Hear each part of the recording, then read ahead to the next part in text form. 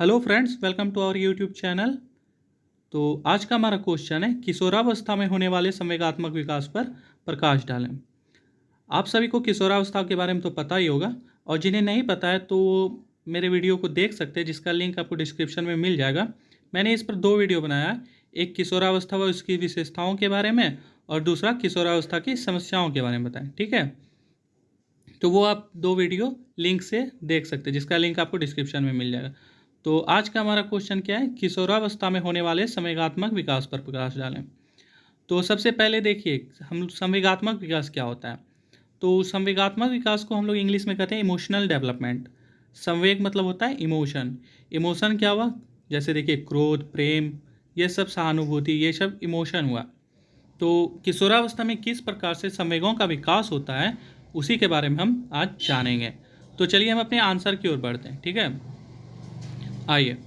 किशोरावस्था में किशोर व किशोरियां बहुत ही चंचल स्वभाव के होते हैं। किशोरावस्था में संवेगात्मक संतुलन बहुत ही तेजी से बनता व बिगड़ता है। इस समय संवेगों में आंधी तूफान जैसी प्रचंडता और गति होती है, इसलिए किशोरावस्था को आंधी तूफान व तनाव की अवस्था भी कहा गया है।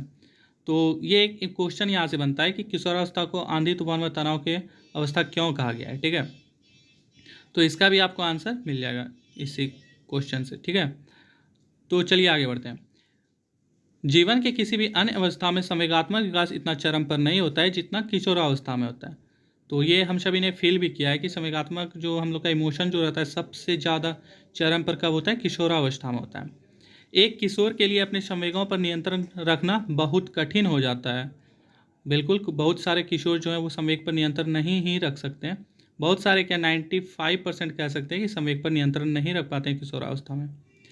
किशोरावस्था में यौन विकास व शारीरिक विकास बड़ी शीघ्रता से होती है, जिसके कारण बाल्यावस्था में पाई जाने वाली संवेगात्मक स्थिरता और शांति भंग हो जाती है। वे संवेगात्मक रूप से बहुत चंचल और अस्थिर हो जाते हैं।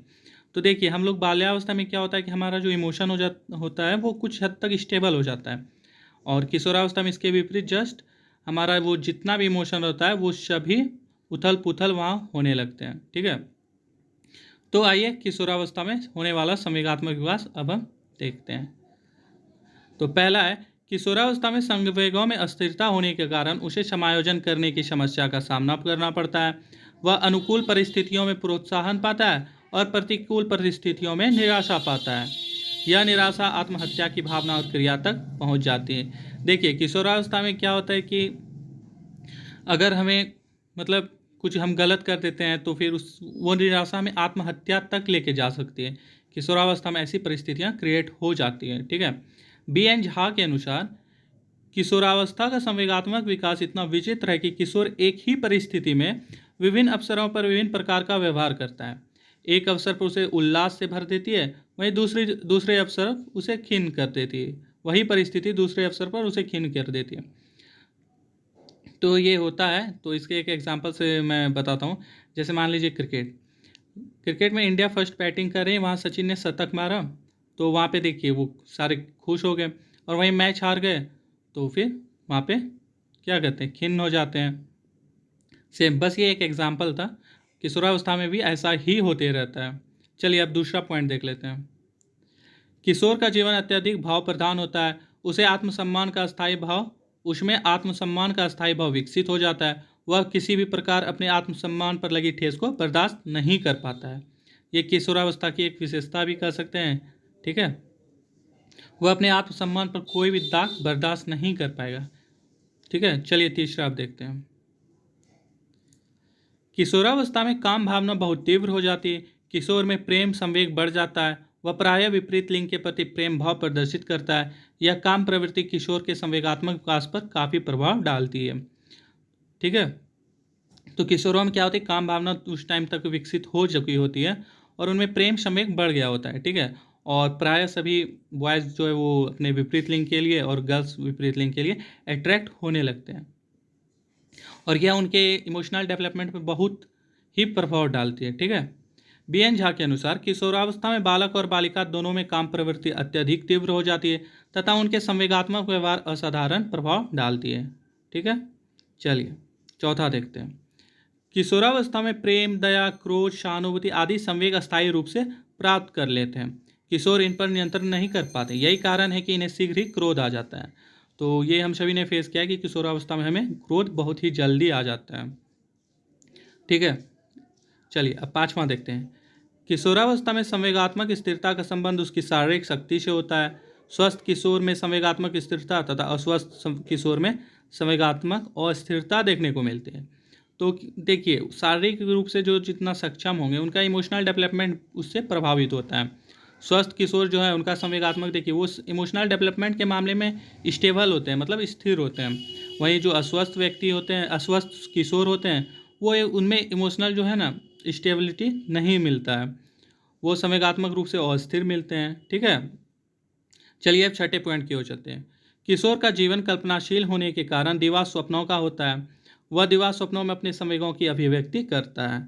तो ये हम सभी ने देखा है, किशोरावस्था में जैसे कोई कहेगा हम तो करोड़पति बन ही जाएंगे, हम तो ये कर ही लेंगे, वो कर लेंगे, दिवा स्वप्न, जबकि वो मेहनत नहीं कर रहे उसके लिए, तो इसी को दिवा स्वप्न कहा गया है। ठीक है, चलिए फिर आगे बढ़ते हैं। सातवां पॉइंट, समाज में खुद को स्थापित करने में उन्हें विशेष तरह की समस्या का सामना करना पड़ता है। किशोरों को ना तो बालक समझा जाता और न ही वयस्क। ये उनके साथ सबसे बड़ा प्रॉब्लम है कि ना उन्हें बालक समझा जाता है उस टाइम, और न ही वयस्क समझा जाता है। वयस्क उन्हें अपने समूह में नहीं गिनते, बाल समूह अपनी गतिविधियों में उन्हें शामिल नहीं करते कि वे बड़े हैं। तो देखिए, वयस्क जो होते हैं वो तो उन्हें अपने समूह में शामिल करते ही नहीं, और बाल समूह के जितने भी हैं वो सोचते हैं अरे यार ये तो बड़ा है, इसे क्या अपनी गतिविधियों में शामिल करेंगे। इससे वे बड़ी दुविधा की स्थिति में पढ़कर अपने को समूह से बहिष्कृत मानने लगते हैं। ऐसे किशोरों में अपराध की प्रवृत्ति पैदा होने लगती है। ठीक है, चलिए आगे बढ़ते हैं। तो अब हमारा है निष्कर्ष। यद्यपि किशोरावस्था में संवेगात्मक संतुलन बहुत ही तेजी से बनता हुआ बिगड़ता है, परंतु अगर उनको इस अवस्था में उचित दिशा निर्देश दिए जाए तो उनका संपूर्ण भविष्य संवर सकता है। किशोरावस्था में हुआ विकास ही संपूर्ण भविष्य को निर्देशित करता है। अतः हमें किशोरावस्था में किशोरों व किशोरियों पर उचित ध्यान देने की आवश्यकता है। तो जो भी क्वेश्चन अगर आप आंसर लिखते हैं उसका, तो निष्कर्ष जरूर लिखा करें। तो देखिए निष्कर्ष क्या है।